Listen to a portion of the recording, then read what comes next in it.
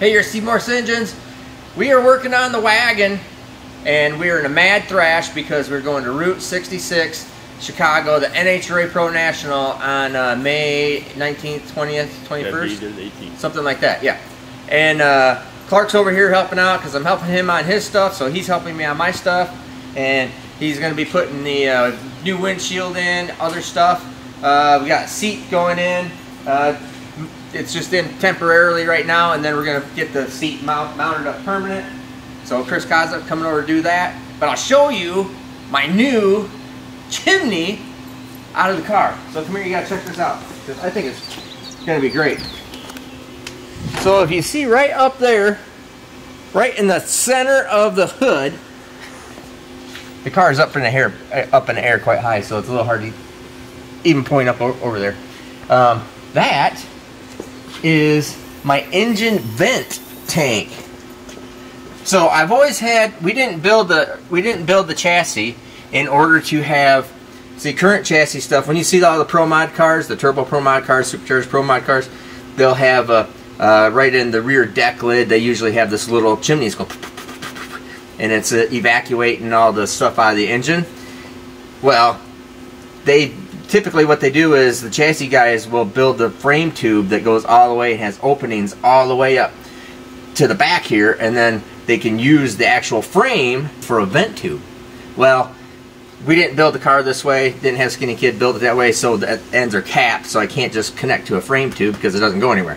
So I had to run a line and do all this other stuff, but I've always had it up in the front of the car, and it's a hassle sometimes to have it in the front of the car. And so I wanted to get it all the way in the back of the car, so if it ever had a problem, didn't oil or didn't spew anything in front of the tires. And so we put it back here, and I thought it will be really cool to have this little chimney stack. So here's the tank.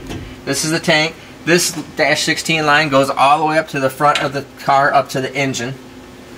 And there's a battery cover, carbon fiber battery cover that goes right here. And this is now the vent tank.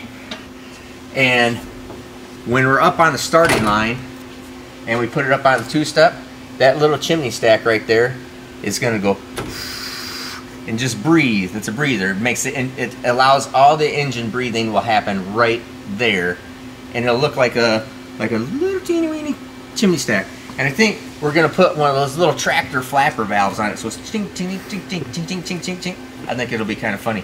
So we're going to do that. So I'm actually pretty excited that we got that done, because I've wanted to do that for like a year.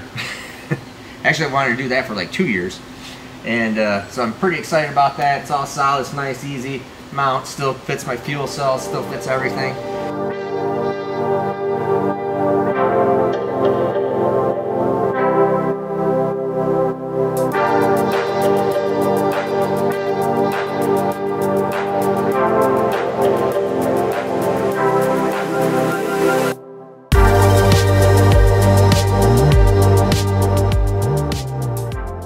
So, Clark is going to put in the windshield, and just a lot of guys know, some guys don't, of how this stuff works. So this is a Lexan coated windshield from Pro Glass, and so it is actually bolted in. So we don't glue it in, don't do any of that kind of stuff. This is the replacement window.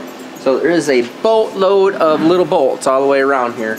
And so we're going to put this windshield in and then just keep on plugging away at all the other miscellaneous stuff. But Clark's here, and he consistently, Clark's always like, I want to be on camera. I want to be on the camera. Let's show me. It's like an attention hog. Keep me out of the camera. All right, he's gonna put the windshield in. Yeah, we'll see. Yeah, there you go. So right away, Clark needs help. So, and you might think, gosh, you really can't see very well through that at all. No, it's just got a coating. Yeah. So don't worry about it. We're gonna put 2 bolts in the top just to hold it in place so it doesn't fall off. So I don't get in trouble. Then I'm going back to work. What the? Where's the hole? Oh, that's weird. Oh man. Oh, we're way off here. Hold on, I gotta go. We gotta go this way. Go slow, like the wagon. Oh my gosh. What do you want? A tune-up on your car? Yeah, go fast. Yeah. All right.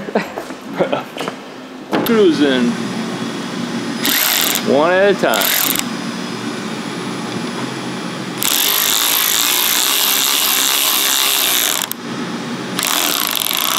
Don't go too tight or you'll crack it, then you're in trouble.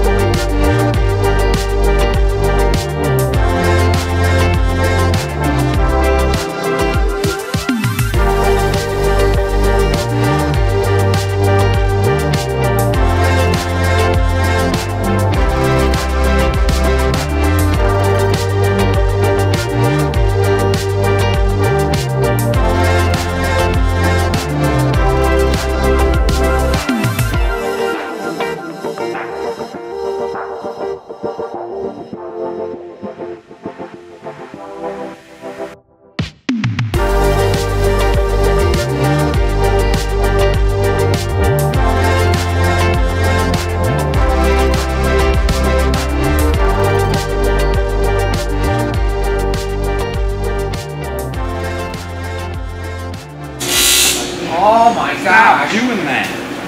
Keep sticking the tip right into the son of a bitch. Dabbing. Stop doing that. Yeah.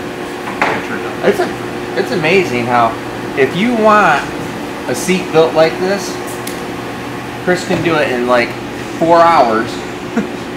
Fold it all up from like nothing and punch holes and do the whole thing and then mount it to your station wagon.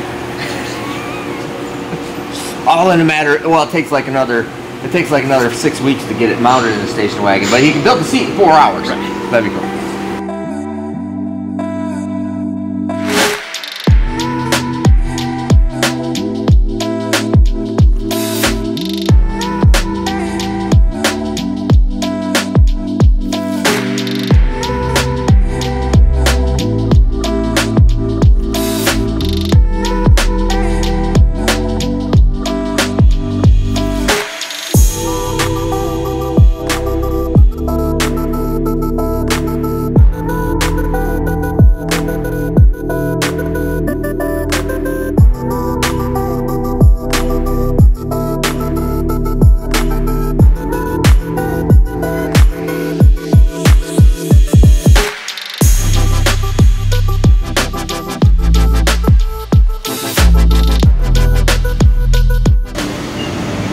All right, we are rocking it. Chris has my seat all mounted. I'll show you this whole deal. Because one of the things that people were always on me about was my cheap seats. I just had these cheap Kirky seats in there.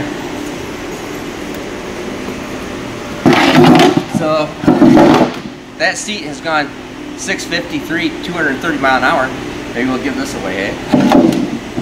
But anyway, always on me about that cheap seat. So I wanted to get this containment seat in here, and but obviously it didn't fit and mount because the car was built for that seat.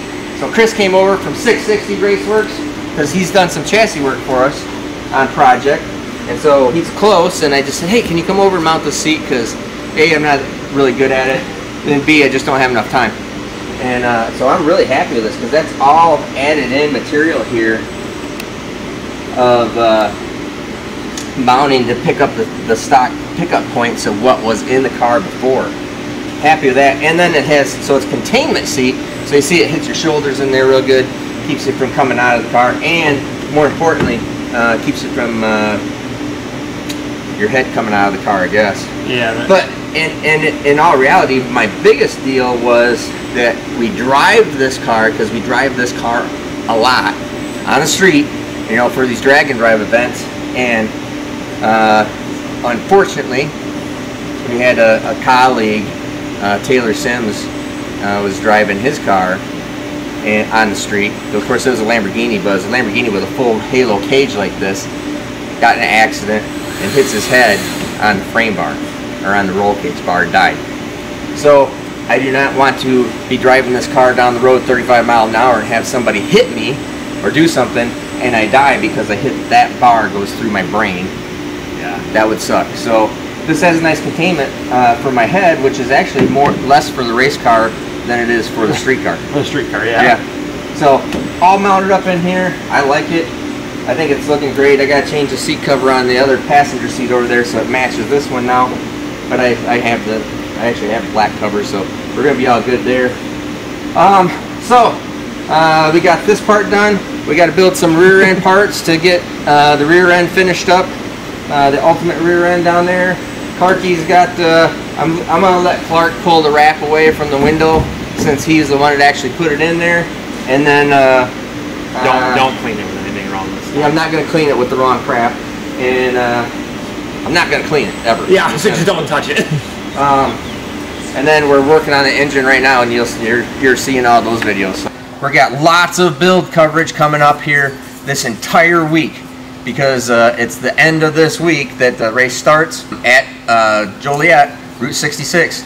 Be there, show up with merchandise, show up with, well, it has some merchandise for sale there, so if you want to get it there, or if you show up and you got your t-shirts on or whatever, hats, I'm happy to sign it, do whatever you like to. Just come see us and buy some merch, get some stuff, and meet us there.